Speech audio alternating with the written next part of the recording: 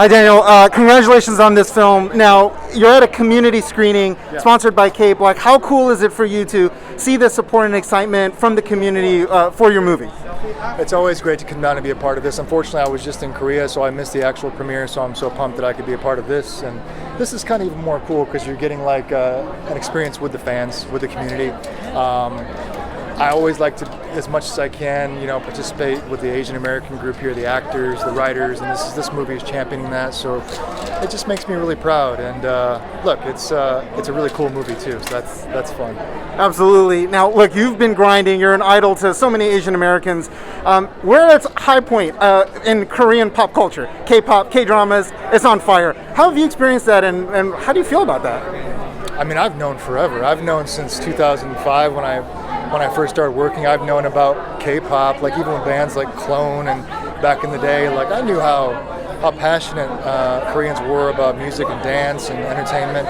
I've known like the movement of these amazing directors like Bong Joon-ho and Kim Ji-yoon. Like I knew it was going to happen. I did a film with Kim Ji-yoon in 2012, The Last Stand, and you could feel that it was on the precipice of starting to come into the States. And I mean, for me, now you're just seeing. I did my first film with Hwang Dong-hyuk, who's the director of My Father, a film I did in Korea. Now he's the creator of Squid Game. I call him up. I'm like, are you seriously tweeting with LeBron James right now? And he just laughs. And it just goes to show, I mean, it's a small little country with a lot of heart, a lot of potential, and they're very intelligent and they grind. So I'm just very proud.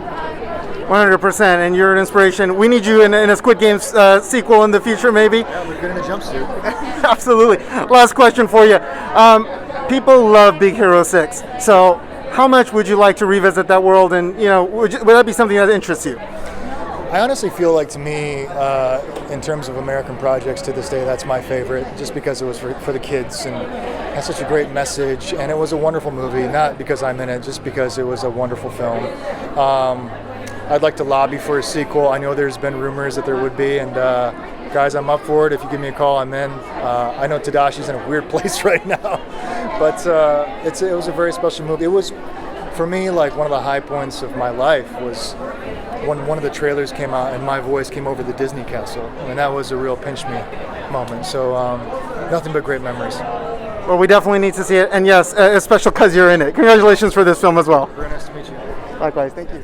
Congratulations on the film. Thank you. You're at a community screening. You've had all the support from diverse groups and fans all across. What does that mean to you?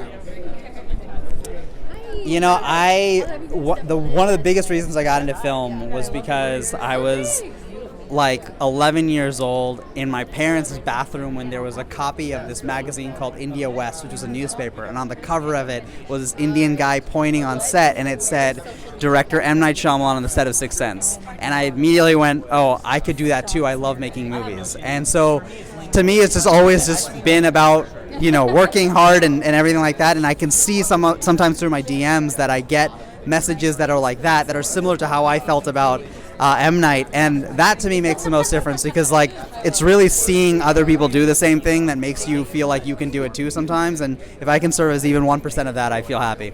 Oh my gosh, that's a wonderful answer. Have you ever had a chance to tell M. Night the impact that he's had on you, and what would you say to him if you haven't? I haven't. I've shouted his name now like in every film, and I've never said a word to him. I don't know. I'd be so curious. I have so many questions for him, both like creatively and philosophically and inspirationally. So it would be a long conversation, I'm sure. Well, we need to get some kind of roundtable with. Yeah, I'm down. That's happening. All right, about this film, what I love about it, Searching didn't have to have an Asian American family. Yep. Missing doesn't have to be centered around the black family. Why those choices, and why is that important? We cast an Asian American family, a Korean American family in Searching because the story was asking for it. Like it was a Silicon Valley story, it was an engineer's story, it was a story about grief in a way that I didn't see with my like Indian friends and Indian family, but I did with my Korean friends, my Japanese friends.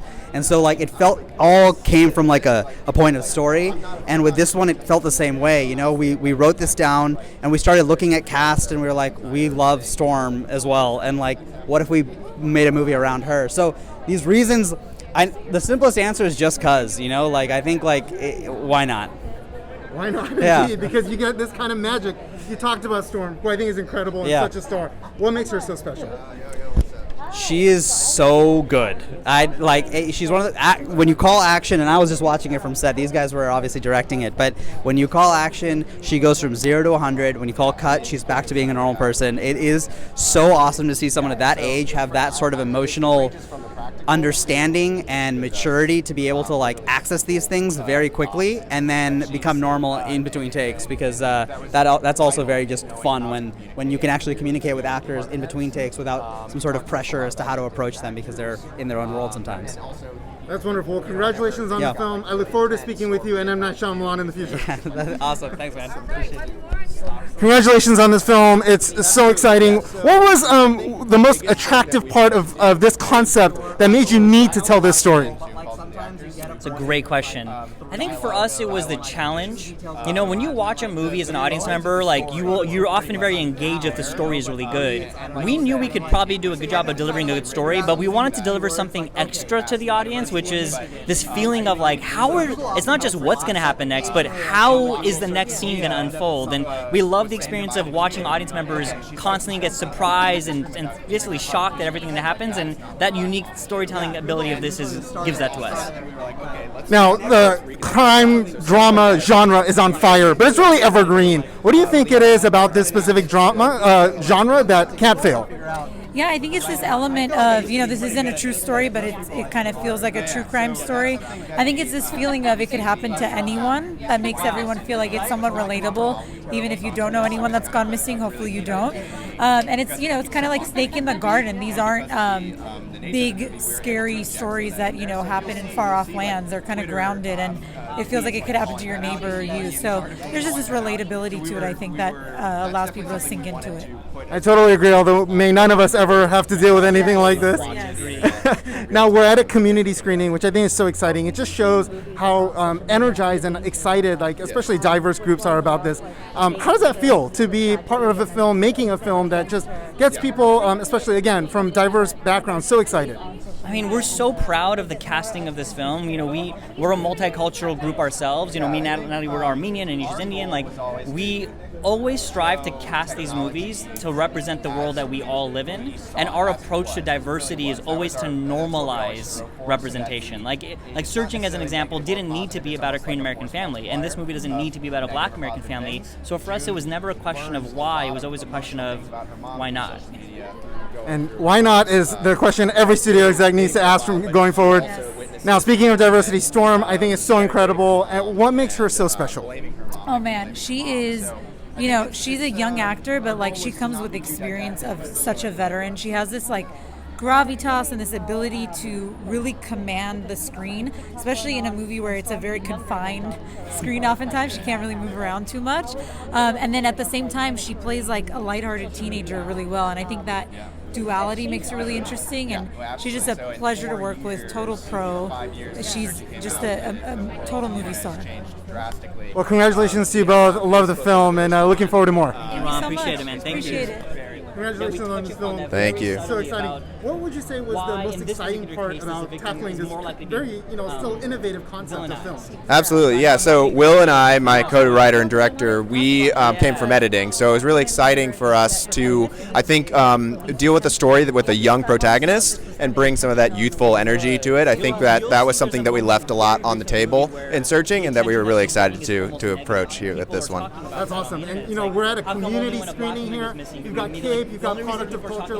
How cool is it to be embraced by such a diverse group and have such an amazingly diverse film? I mean, yeah, honestly, it's an honor to be here. It's an honor to work with a diverse group of people and have such an amazing cast. And it's just a privilege to be a conduit, I guess, and to direct. It's amazing. Yeah, and this film doesn't have to be a diverse cast.